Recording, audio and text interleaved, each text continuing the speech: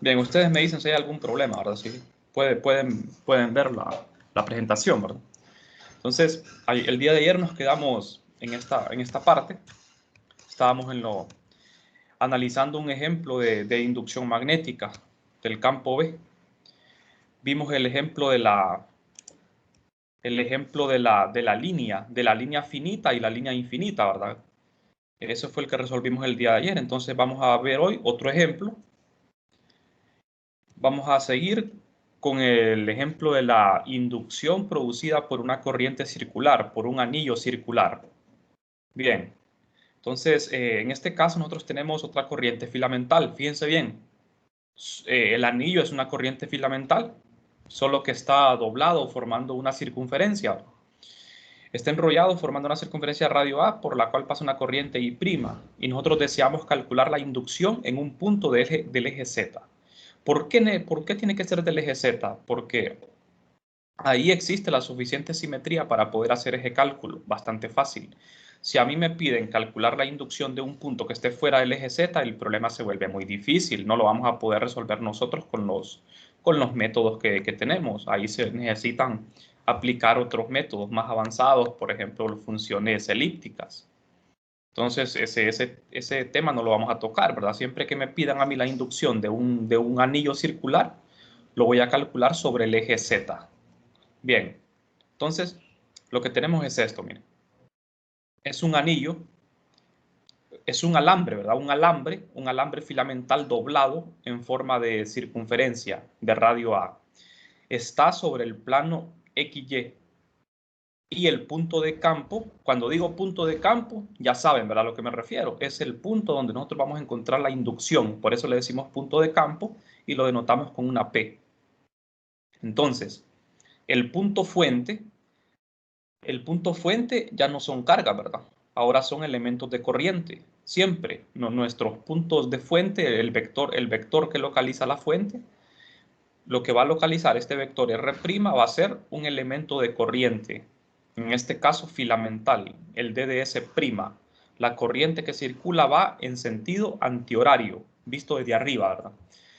Este es el elemento DDS'. Entonces, con el vector R nosotros localizamos el punto de campo y con el R' el elemento de corriente y el vector de posición relativa R, ¿verdad? Entonces tenemos que escribir esos vectores. ¿En qué sistema de coordenadas lo vamos a hacer?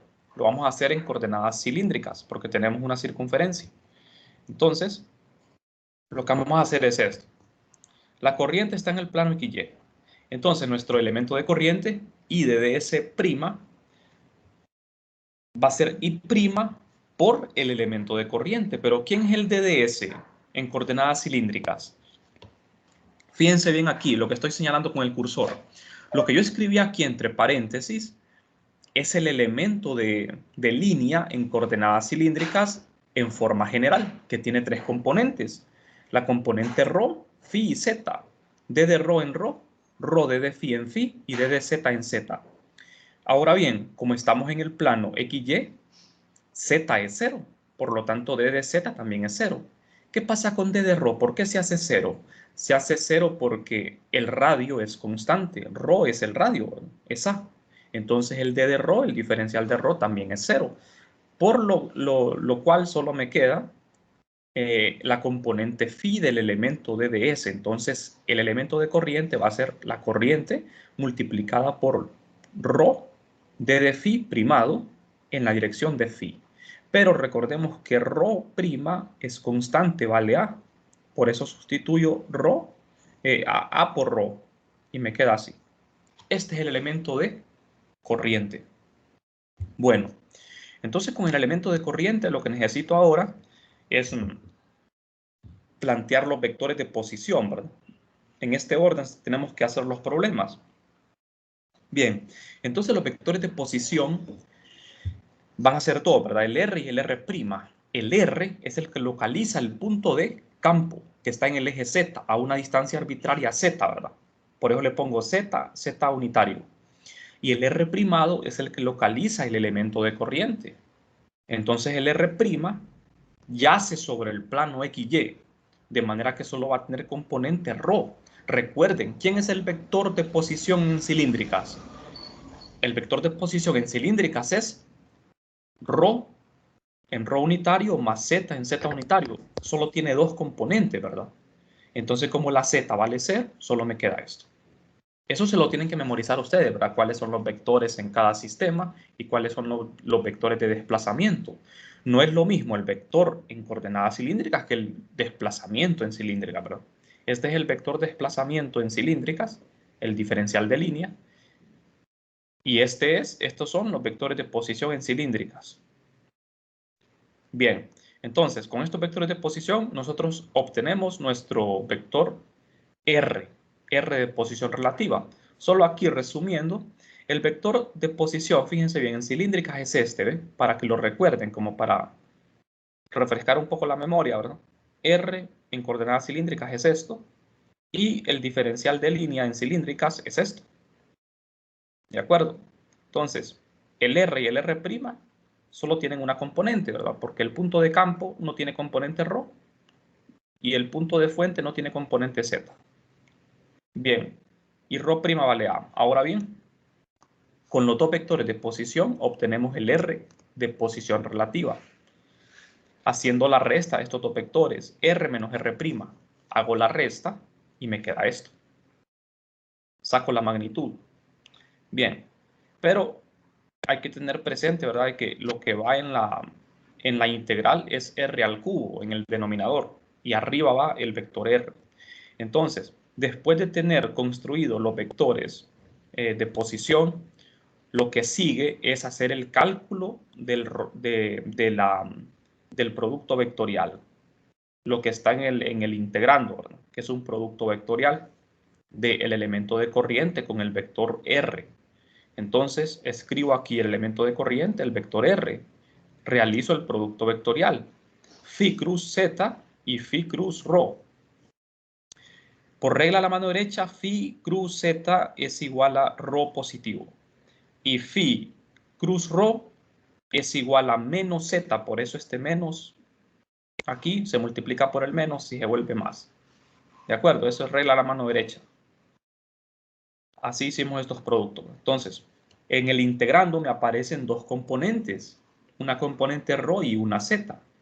Entonces voy a tener que hacer dos integrales, ¿verdad?, para obtener esa inducción. Escribo la ley de Biot-Savart, la inducción magnética, μ sub 0 entre 4pi, donde μ sub 0 es la permeabilidad del vacío. Integramos, vamos a ver. Fíjense bien. Solo tengo una variable de integración, como tiene que ser, porque voy a integrar a lo largo de una línea. En el integrando solo aparece la variable, quiero decir, la variable de integración de dφ, ¿verdad? De dφ, pero tiene dos componentes la integral, una en ρ y una en z. Entonces, como ρ, miren, fíjense bien aquí, como ρ unitario depende de φ, o sea, eso ustedes bien lo saben, φ está implícito en ρ, entonces debemos de cambiarlo a coordenadas cartesianas. Esto siempre nosotros lo tenemos que hacer. Siempre que nosotros integramos en cilíndricas y nos aparece un ρ unitario, tenemos que pasar ese ρ unitario a cartesianas. ¿Por qué razón? Porque ρ es un vector variable, es un vector que depende de φ. Está ahí, φ está implícito, y como la integración es en φ, entonces no podemos dejar ρ así como está, ¿verdad? Estaríamos cometiendo un gran error. Entonces tenemos que cambiar ρ, z no lo cambiamos porque z es un vector constante, ¿verdad? Entonces, en realidad, ¿cuántas integrales tenemos que hacer? Tenemos que hacer 3 integrales. Una para x, una para y y una para z, porque ρ, fíjense bien, ρ unitario en cartesianas queda así. Siempre la integral se va a hacer en cilíndrica, solo que me va a quedar los vectores unitarios en cartesiana, ¿verdad? Pero recuerden que la integral es en cilíndricas, solo que las direcciones van en cartesianas. Eso no importa. Entonces, en realidad lo que tengo son 3 integrales, x, y, z. Entonces hay que hacer esas 3 integrales, para x, para y y para z. Notan algo curioso aquí en la integral. En el integrando, en el denominador no depende de la variable de integración, que es phi. Entonces este denominador lo podemos sacar. Este denominador puede salir. Y la integral se ve mucho más simple, ¿verdad? Entonces, integrando todo esto Al realizar las tres integrales, primero la x y la y dan 0. Esas integrales, ¿por qué dan 0? Vamos a ver, porque cuando yo integro el coseno y el seno de 0 a 2pi en un ciclo completo, el coseno y el seno dan 0. Eso lo pueden hacer ustedes ahí, ¿verdad? Para verificarlo. Esto da 0. De manera que la componente x y y se anulan, se cancelan. Solo voy a tener componente z para la inducción. Entonces, solo me queda una integral, que es la de z. Entonces, miren, sacamos el denominador acá y hacemos la integral en phi. Y esta integral es obviamente, ahora esto se hace mentalmente. Esto da 2pi. Y así hemos calculado la inducción de un anillo circular. Entonces, este sería el resultado final. Me está diciendo que la inducción de un anillo solamente depende de la distancia z, es inversamente proporcional, ¿verdad? A la distancia desde el centro del anillo. Y va en la dirección de z, en este caso de z positivo. ¿Por qué de z positivo? Es por la forma en que circula, porque va en sentido antihorario. Si fuese al revés, sería en menos z, ¿verdad? Hay que tener mucho cuidado en eso. Entonces, esta es la inducción. Y este resultado para nosotros va a ser de mucha importancia porque con este resultado nosotros vamos a obtener el campo de un solenoide también. Entonces yo les voy a pedir, ¿verdad?, que estos ejemplos que vayamos haciendo, ustedes los tienen que hacer de memoria, los tienen que saber, porque estos resultados nosotros los vamos a utilizar muchas veces, de aquí en lo que resta del curso. Estos resultados los vamos a seguir usando tantas veces que se los van a tener que aprender, ¿verdad? Entonces, para resolver el problema del solenoide, yo voy a tomar este resultado de un anillo, la inducción en el eje Z. Podemos hacer otros cálculos tomando este resultado. Vamos a ver. Dos casos especiales que ocurren para esta inducción son en el centro del círculo, donde z vale 0, y muy lejos del círculo, donde z se va al infinito. Entonces, veamos el primer caso. En el centro del círculo, donde z vale 0, nosotros podemos evaluar en el resultado de la inducción, evaluar z igual a 0, y al hacer esto, el resultado se convierte en esto. Mucho más simple. Aquí se simplifica, ¿verdad? Porque a cuadrado entre a al cubo, eso se cancela. Entonces me queda esta inducción. Y esta inducción es constante. Como ustedes ven, la inducción de un anillo en su centro es una constante. Porque aquí no aparece ninguna variable, ¿ve? Entonces, es una constante, pero siempre va en la dirección de z. Siempre va hacia arriba la inducción. Bien, recuerden que yo en la clase anterior les decía de que para dibujar las líneas de campo magnético nosotros no necesitamos hacer cálculos. Lo que necesitamos es únicamente saber la dirección de la corriente para hacer uso de la mano derecha y poder dibujar las líneas de campo magnético. No es como en el caso eléctrico, ¿verdad? Que en el caso eléctrico nosotros teníamos que establecer una convención que para una carga positiva las líneas se alejaban y para una negativa las líneas entraban a ella. Pero aquí en el caso magnético no, ¿verdad? Aquí es con la regla de la mano derecha. Entonces, ese es en el centro. Ahora veamos qué pasa a distancias muy grandes del centro del círculo. Entonces, en este caso, si z es mucho mayor que el radio del círculo, es mucho más grande. Esto significa ese símbolo, mucho más grande que a. No infinito, no necesariamente infinito, ¿verdad? Sino que A es mucho mayor que A. Entonces, como A es mucho Z es mucho mayor que A, nosotros en este resultado podemos despreciar A. Lo podemos ignorar. Y al hacerlo, me queda solo Z cuadrado a la 3 medios. Eso es Z al cubo. Entonces, el resultado aproximado para valores muy grandes de Z es este. Y este resultado sí es variable.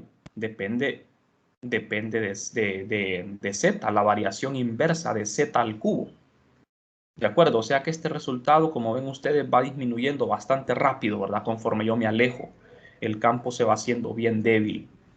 Ahora, lo interesante después de hacer estos cálculos es dibujar las líneas de campo para que nosotros tengamos una idea de cómo es el campo de inducción de este sistema. Entonces, es lo que vamos a hacer. Fíjense bien. Aquí tengo el anillo visto de perfil, ¿verdad? Entonces, Estas serían las líneas de campo magnético, de inducción. Esto también lo van a estudiar en el laboratorio. Fíjense bien cómo son las líneas del campo magnético. Siempre son cerradas. Acuérdense bien de eso. Una diferencia con el campo eléctrico es que las líneas de campo magnético siempre son cerradas. No tienen inicio ni final. No tienen inicio ni final. Se cierran. Las líneas de campo eléctrico sí tienen un inicio y tienen un final. Pero estas no. Siempre son cerradas. No se ha descubierto hasta el momento algo que contradiga ese hecho, ¿verdad? Y el que lo descubra se gana un premio Nobel, porque eso es, o sea, sería un descubrimiento enorme, ¿verdad? Porque todas las líneas de campo magnético tienen que ser cerradas. Bueno, entonces ustedes ven aquí el campo magnético de un anillo. ¿Qué podemos concluir al ver estas líneas? Que no son líneas, ¿verdad? En realidad, no son líneas. ¿Cómo creen ustedes que serían esto? ¿En tres dimensiones? En tres dimensiones, nosotros aquí dibujamos líneas porque estamos en dos dimensiones, ¿verdad? Pero en tres dimensiones, o sea, de hecho aquí como ven ustedes, serían como elipses, ¿verdad? Serían como unas elipses en dos dimensiones, pero en tres dimensiones, ¿cómo serían? ¿Cómo se observaría eso? El campo. Se observarían como una dona, ¿verdad? Como toroides. Así como las donas que comemos, ¿verdad? En tres dimensiones se observarían como donas el campo magnético. Algo que también nos llama la atención acá es que en el centro del círculo el campo es intenso. Ahí es donde es más intenso el campo, en el centro. A medida me voy alejando, las líneas se van separando y el campo va disminuyendo bruscamente. Igual, ¿verdad? En cualquier dirección que yo me aleje, el campo va disminuyendo. Solo en el centro, cerquita del círculo, es donde el campo es bastante intenso, ¿verdad? Porque están bien juntas las líneas. Y fíjense bien, ¿qué pasa en el eje Z? En el eje Z, justamente en el eje Z, el campo siempre tiene solo dirección Z, miren. Mientras que, por ejemplo, lo que yo les platicaba, ¿verdad? Imagínense ustedes, si a mí me pidieran encontrar el campo magnético en un punto fuera del eje Z, es obvio, con solo ver el dibujo. Por ejemplo, aquí, este punto que tengo aquí con el cursor. En este punto ustedes ven que la línea de campo no solo tiene componente Z, va a tener componente en X, Y, Z. Entonces, encontrar esos campos es más difícil, ¿verdad? Fuera del eje Z, el campo va a tener componentes en ρ, phi y Z, en cilíndrica, en ρ, phi y Z. Solo en el eje Z es que la componente solo va a ir en Z. Fuera de ahí, el campo ya es más complejo, ¿verdad? Bueno, aquí tenemos otro panorama del mismo campo, este es la misma circunferencia. Como ven ustedes, ¿por qué las flechas van en esta dirección? Por la regla de la mano derecha. Ustedes, para poder dibujar esto, lo que tienen que hacer es, el pulgar de la mano derecha va en la dirección de la corriente y los 4 dedos van enrollándose, indicándome la dirección del campo. O sea, fíjense bien, si la corriente va para allá, entonces mis 4 dedos van hacia arriba y los 4 dedos tienen que completar una vuelta, o sea, así como está ahí. Si la corriente fuese al revés, entonces mi pulgar fuese en esta dirección y los 4 dedos irían formando una vuelta en sentido opuesto a esto. O sea que nosotros para dibujar estos campos no necesitamos saber de matemática, ahora solamente regla la mano derecha. Eso sería todo. Bueno, y también vemos otro panorama. Aquí pueden ver claro ustedes de que las vueltas son cerradas, ¿no? Todas estas vueltas tienen que cerrarse. Todas. Bien. Vamos a pasar a otro ejemplo. Bien.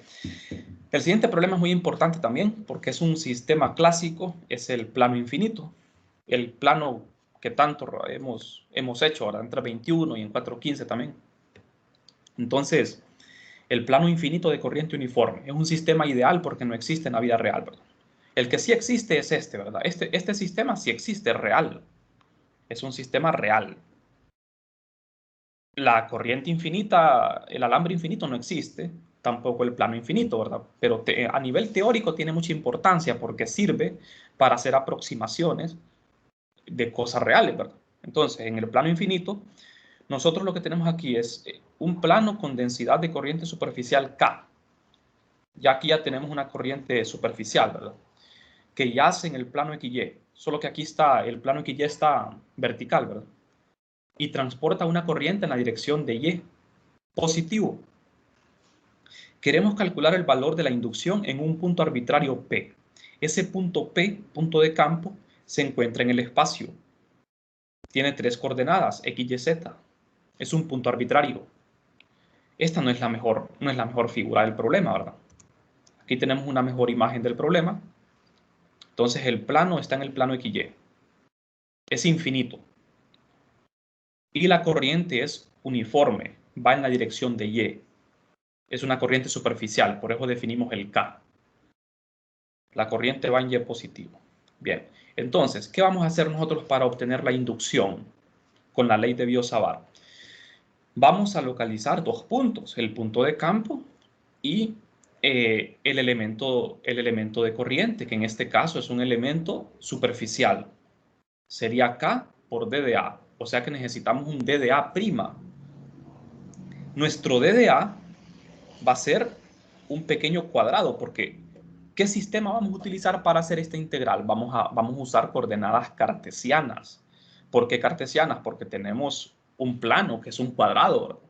Siempre que tenemos figuras cuadradas, rectangulares, triangulares, tenemos que emplear cartesiana. Se podría usar cilíndrica, ¿verdad? Pero no es lo más adecuado es usar cartesianas. Bien, entonces aquí tenemos el pequeño rectángulo. Diferencial de área de DA' es DDX por DDY, porque vamos a usar cartesiana, DDX, DDY. Entonces, desde el origen, yo localizo este elemento de área, R', y con el vector R localizo el punto de campo que está en el espacio, en el espacio 3D, ¿verdad? Y este es el vector de posición relativa. Entonces, para empezar a construir la integral, tenemos que definir nuestro elemento de corriente. Comenzamos con eso. Vamos a utilizar coordenadas cartesianas. Entonces, K ya está definido en el problema. K es igual a K' en la dirección de Y. Esa es la densidad superficial, donde K' es una constante. El DDA, que es magnitud, este no es vector, ¿verdad? Solo es magnitud, es igual a DDX por DDY en cartesiana. Bastante fácil. El elemento de corriente está formado por K multiplicado por el DDA. Entonces, K vector es K' en la dirección de Y multiplicado por el DDA, que no es vector. Así queda. Entonces, así quedaría definido mi elemento de corriente. Ahora, los vectores de posición en cartesianas. El R, que localiza el punto de campo, tiene 3 componentes, X, Y, Z. Estas no están primadas porque es punto de campo, ¿verdad? Lo que siempre lleva la coma es el punto de fuente.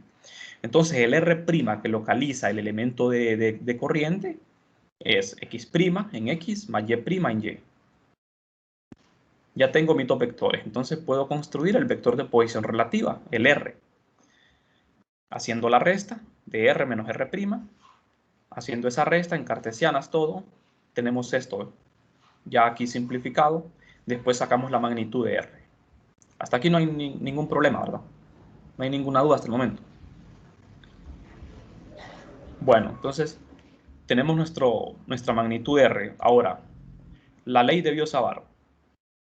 Ahora en la integral sustituimos, en vez de I DDS, colocamos un K DDA, pero ustedes fíjense que el DDA lo pongo al final, porque el DDA es solo magnitud.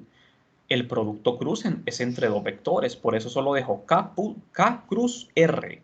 K cruz R, y el DDA lo pongo aparte, porque este es magnitud. No afecta en nada a este producto. Entonces, esta es una integral doble. Necesito 2 variables de integración. ¿Cuáles van a ser las variables de integración? Van a ser X y Y, ¿verdad? Voy a integrar en todo el plano infinito. Y la constante va a ser Z en todo el plano. Z va a valer 0, ¿verdad? En el plano. Bien, entonces realizando el producto vectorial, sustituyo K, que es igual a esto, y sustituyo R. Hacemos el producto, Y cruz X, Y cruz Y, y Y cruz Z. Y cruz X por regla de la mano derecha, y cruz x es menos z, por eso va este menos aquí. Y cruz y es 0 y y cruz z es x positivo. Así está, ¿verdad? Así nos quedaría el producto vectorial. Una componente en z y una componente en x. Bueno, entonces, siguiendo. Ahora podemos meter todo eso en la integral. El producto vectorial y el elemento de área de dx y de dy. Como ven ustedes, aquí tengo dos integrales. Una integral en x y una integral en z. Son dos integrales las que tenemos que hacer. Y vamos a integrar en todo el plano, infinito, en x y y, desde menos infinito a más infinito, porque es todo el espacio. Bien, dos integrales. Bueno, entonces aquí vamos a ver. Nosotros tenemos dos componentes en x y z, pero la componente en z se cancela. ¿Por qué se cancela? Porque el integrando es una función impar de x'. Fíjense bien, creo que esto ustedes lo aprendieron entre 21, ¿verdad? Cuando se cancelaba una componente, ya que el integrando era impar. Entonces, si nosotros vemos la componente z, en la componente z tenemos un coeficiente que es x' menos x. Entonces, al integrar en d de x para la componente z, se nos va a anular la integral, se nos va a hacer 0. ¿Pero por qué se nos va a hacer 0? Porque el integrando, fíjense bien, el integrando, los límites de integración son simétricos, vamos de menos infinito a más infinito, y la función es impar. ¿Se acuerdan ustedes de una función impar y una par, verdad? Una función par, un ejemplo sencillo, es x, ¿verdad? X. F de x igual a x es una función impar. Si ustedes integran x desde menos 1 a 1, ¿qué va a pasar? Se hace 0, ¿verdad? Integran x desde x desde menos 1 a 1, el integrando es simétrico, de menos 1 a 1, integran x, eso les hace 0. Ahora, ¿qué pasa cuando la función es par? No se hace 0. Por ejemplo, una función par es x cuadrado. Si usted integra x cuadrado desde menos 1 a 1, ¿qué va a pasar? No se le va a hacer 0, ¿verdad? La integral. Entonces, ¿aquí qué pasa? En la variable x. X' es una función impar. ¿Cómo compruebo yo cuando el integrando es una función impar? El integrando es impar cuando ustedes le aplican aquella prueba de cambiarle el signo a la variable. Por ejemplo, ¿se acuerdan, verdad? Que f de x es igual a una función, ¿verdad? Arbitraria. Si yo sustituyo f de menos x y la función no cambia, significa que la función es par. Pero si le sustituyo en el argumento f de menos x y la función cambia de signo, la función es impar. Entonces lo que tiene que hacer usted aquí para comprobar que esta función es impar es únicamente cambiarle el signo a la x'. Si yo le cambio el signo a x', le pongo el signo menos a x', a todas las variables x' le cambio el signo, ¿qué pasa? Cambia de signo la función, ¿verdad? Porque aquí me quedaría un menos x'. Pero si estuviese elevado al cuadrado esta x ya no sería impar, ya no se cancelaría porque al cambiarle el signo, entonces no se va a alterar nada, ¿verdad? Me va a quedar siempre positivo. Entonces esa es una prueba de la paridad de una función, ¿verdad? Eso es cambiándole el signo a la variable independiente, que en este caso es x'. Bien, eso se anula cuando integramos en x, en y no, ¿verdad? En y no. Porque recuerden de que la componente z está acompañada de la variable x, ¿ve? Entonces en y no hay problema, en x es donde está el problema, ¿ve? Bien, entonces la componente en z se hace 0. Ahora bien, el integrando es una función impar y el intervalo de integración es simétrico, ¿ve? Simétrico. Simétrico es porque vamos desde menos infinito a más infinito, ¿verdad? O sea, hay simetría en ese caso. No hubiese simetría si fuésemos de 0 a infinito, por ejemplo. Si fuésemos de 0 a infinito, entonces en ese caso ya no sería 0 esto, porque los límites de integración, el intervalo de integración ya no sería simétrico. Bueno, entonces solo me va a quedar una componente que es la x, una integral nada más en x. Es una integral doble. Aquí el orden de integración no importa. Pueden integrar primero en y o en x o como quieran. Integrando primero en x, Hacemos esta integral que parece bastante larga, pero no es nada difícil porque con un cambio de variable lo resolvemos todo. Aquí acostumbramos a hacer esto, miren. Ponemos t igual a x menos x', d de t igual a d de x'. Ajá. Y esto, lo demás que es constante, le llamamos a cuadrado. Esto solo es para fines de integrar. Entonces me queda de esta forma. Esto lo pueden ver en las tablas y esta integral ya está resuelta, ya está de hecho evaluada. Es igual a 2 entre a cuadrado. Pero a cuadrado es todo esto. Lo tenemos que volver a cambiar acá, porque ahora vamos a integrar en y. Al integrar en y, ustedes ven acá, desde menos infinito a más infinito, debemos hacer otra vez un pequeño cambio variable. Hacemos otra vez t igual a y' menos y. Fíjense bien, t igual a y' menos y. Aquí está y menos y' y acá está y' menos y. ¿Pero por qué hicimos ese cambio? Porque como está elevado al cuadrado, aquí le podemos dar vuelta a esto y no pasa nada. Porque está al cuadrado. Lo podemos poner al revés. Entonces, al hacer ese cambio, esta integral también está en las tablas. Y esa integral es igual a esto. Es una tangente inversa de t entre z, donde la variable de integración es t. Y esto lo evaluamos desde menos infinito a más infinito. Aquí tenemos que recordar la tangente inversa, el gráfico. Cuando la tangente inversa se va al infinito es pi medios. Y cuando se va al menos infinito es menos pi medios. Entonces esto me queda pi medios más pi medios, que es pi. Pi sobre z es el resultado. Entonces, tenemos que recordar que cuando integramos sacamos una z, ¿verdad? Entonces aquí aparece, tiene que aparecer 2z, 2 veces, ¿verdad? Aparece este 2 de acá, ¿ve? 2z en realidad, es 2z. Entonces aparece 2z multiplicado por pi entre z. Se cancela z y me queda 2pi. Esa es la componente x. Ahora bien, me faltó acá, ¿verdad?, multiplicar por este factor, ¿no?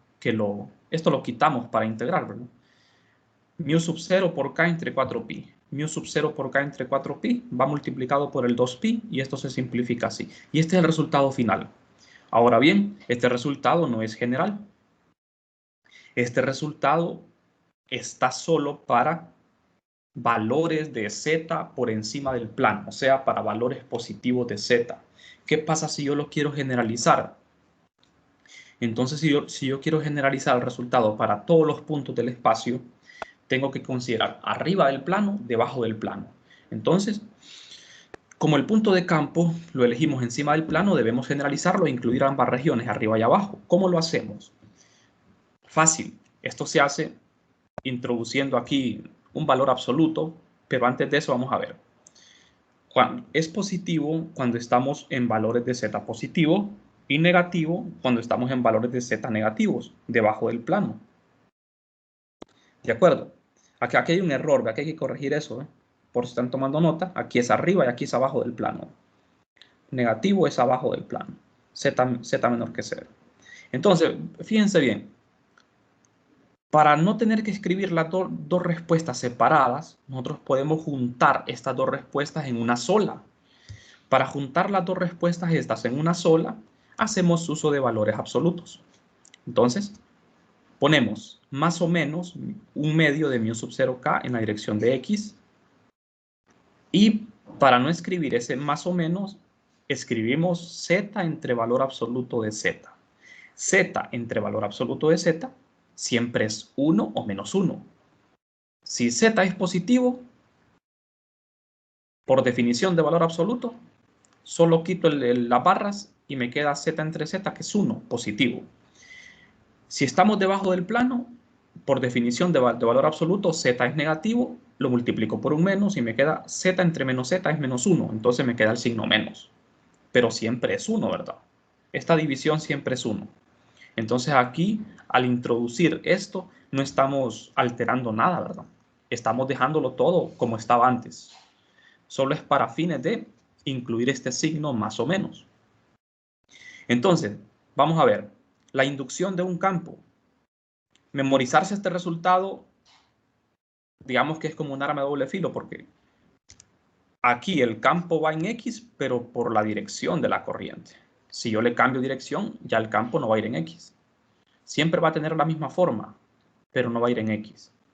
¿De acuerdo? O sea que este Z entre valor absoluto de Z podría ser X entre valor absoluto de X o Y entre valor absoluto de Y, dependiendo de en qué plano esté la corriente, ¿verdad? O sea, pero lo que sí es bueno memorizar es la magnitud de este campo. La magnitud de la inducción siempre es μ sub 0 por K entre 2 y es constante. Es un resultado bastante sencillo. μ sub 0 por K entre 2 es la magnitud. ¿De acuerdo? Esa es la magnitud siempre para un plano infinito. Entonces, fíjense bien, aquí por primera vez tenemos algo muy importante, hablando de campo de inducción. Este campo que ustedes ven aquí, ¿cómo es en relación con los dos anteriores? ¿Cómo es? Este campo tiene algo especial en relación con los campos anteriores. Fíjense en las líneas de campo.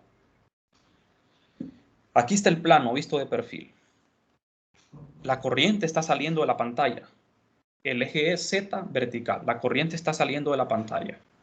Entonces, como yo les decía, ¿verdad? Regla a la mano derecha. Para dibujar esas líneas, yo pongo el pulgar en la dirección de la corriente. Como la corriente está saliendo de la pantalla, entonces el pulgar lo pongo apuntando hacia mí, saliendo de la pantalla. Y los 4 dedos por encima del plano, los 4 dedos van, miren, hacia la izquierda. Pero como tiene que enrollarse los dedos, ¿qué pasa por debajo del plano? Los 4 dedos van a la derecha. O sea, el pulgar en dirección de la corriente y los 4 dedos van enrollándose en torno al pulgar. Arriba del plano los 4 dedos van a la izquierda, debajo del plano los 4 dedos van a la derecha. Entonces, con la regla de la mano derecha siempre se dibujan las líneas. Algo que les decía sobre este campo es que es un campo especial porque este es un campo uniforme. Es, digamos, el único caso que vamos a ver en la clase de un campo magnético uniforme, aunque es una situación ficticia, ¿verdad? Porque no existen planos infinitos. Entonces, esto es algo teórico nada más, ¿verdad? Porque recuerden que las líneas de campo se tienen que cerrar. Si el plano es infinito, no se cierran y eso es imposible, ¿verdad? Entonces, estas líneas de campo son paralelas, están igualmente separadas. Entonces, ¿qué significa? Que el campo es uniforme. Tenemos un campo magnético uniforme, constante. Y eso en la naturaleza es imposible, ¿verdad? Siempre los campos van a ser no uniformes. Porque a menos que existiera un plano infinito, ¿verdad? Que eso no, sabemos de que no es cierto. Si el plano no fuese infinito, fuese de tamaño finito, nosotros podríamos obtener la inducción, pero en un punto del eje Z. Pero ya en un punto cualquiera no, porque sería un problema muy difícil. ¿De acuerdo? Bueno, entonces no sé si tienen alguna pregunta con esto. ¿Alguna duda hasta el momento o no?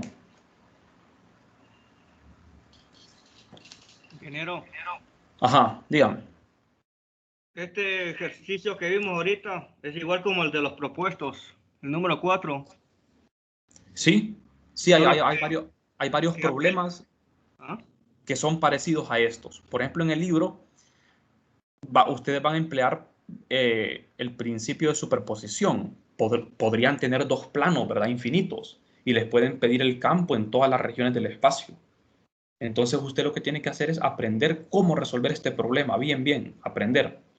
Y ya con este problema, usted sabiéndolo resolver, usted podría resolver por superposición otro tipo de problemas. Cuando tiene dos planos que están superpuestos, uno encima de otro, así. Entonces, en ese caso, usted tendría tres regiones, ¿verdad? Arriba, abajo y en medio de los dos. Entonces, hay problemas así en el problema en los problemas del libro, ¿verdad? Bien. Entonces, traten de ir practicando, ¿verdad? Todos estos ejemplos que estamos viendo en la clase para que vayan practicando desde ahora, porque recuerden que se les va a juntar todo, ¿verdad? La otra semana, el lunes, sería la prueba. Y de este lunes que viene al siguiente, la otra prueba. Entonces, esta otra semana ustedes van a tener que tener listo todo, ¿verdad? El capítulo 14 y 15 ya bien estudiado, porque tendrían las dos pruebas seguidas. Bien, entonces me voy a quedar por aquí el día de hoy. Mañana tengo que dar una clase a las 12 también. Mañana le daría clase también para terminar con estos ejemplos y la otra semana comenzar con el capítulo 15.